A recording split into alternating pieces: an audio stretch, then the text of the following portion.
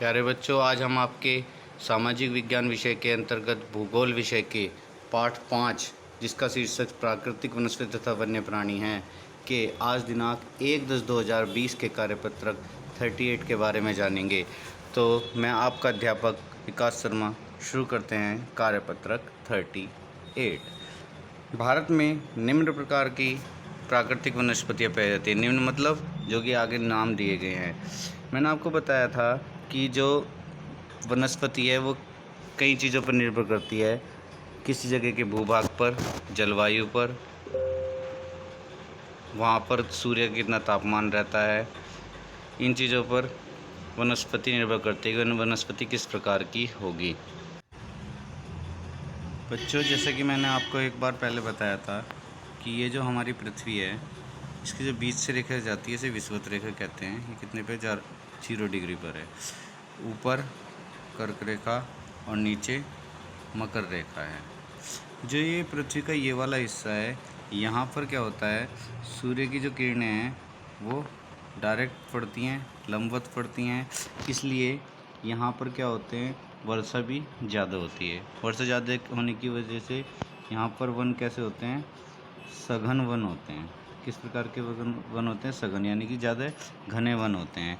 लेकिन जब सूर्य की किरणें ऊपर वाले हिस्सों पर इधर पड़ती हैं और इधर पड़ती है तो लंबवत नहीं पड़ती, जिसके कारण कि क्या होता है, यहाँ पर सघन वन नहीं होते।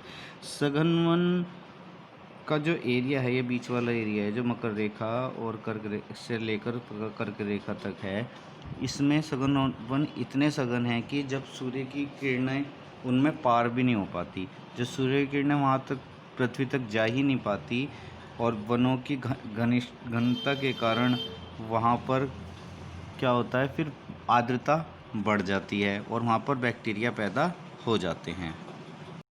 तो बच्चों, आपको पता चला कि जहाँ पर जितनी अधिक वर्षा होगी वहाँ पर उतने अधिक सघन वन होंगे।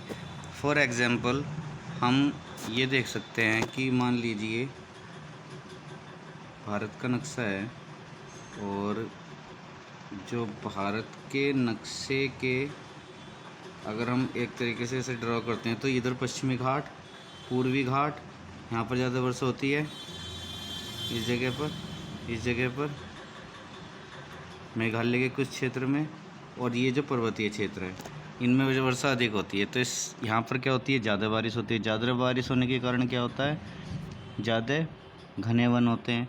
जबकि राजस्थान जैसी जो जगह है वहाँ पर सूखा क्षेत्र है तो वहाँ पर वर्षा कम होती है। अब हम बात करते हैं, अपने वर्कशीट की तरफ आते हैं और देखते हैं कि इसका संबंध यहाँ किस प्रकार है। भारत में निम्न प्रकार के प्राकृतिक वनस्पतियाँ पाई जाती हैं। अब वो प्रकार कौन कौन से हैं?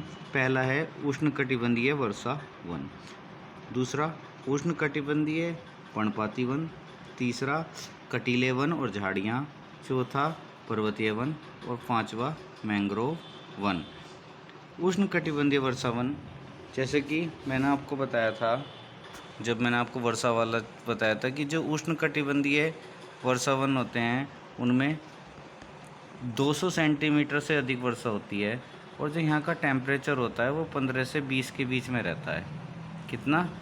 15 से 20 के बीच में टेम्परेचर होता है, और जो वर्षा होती है 200 सेंटीमीटर से अधिक होती है। ये वन पश्चिमी घाटों, लक्षद्वीप, अंडमान और निकोबार द्वीप समूह, असम में पाए जाते हैं, और यहाँ 200 सेंटीमीटर से अधिक वर्षा होती है, जैसे कि अभी इस लाइन में बताया गया। इन वृक्षों की ऊंचाई 60 मीटर से भी अधिक हो जाती है। कितने मीटर से? 60 मीटर से भी अधिक ऊंचाई हो जाती है।